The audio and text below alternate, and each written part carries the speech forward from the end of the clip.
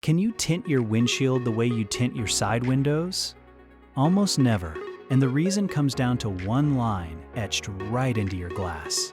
Nearly every state limits windshield tint to a narrow strip above what's called the AS1 line, that factory mark near the top of your glass. Below it, regulators want your forward view completely clear, since that's the glass you're looking through at highway speed. Some states use a fixed measurement instead, often 4 to 6 inches, but treat that as a rough guide since it shifts with your windshield's shape.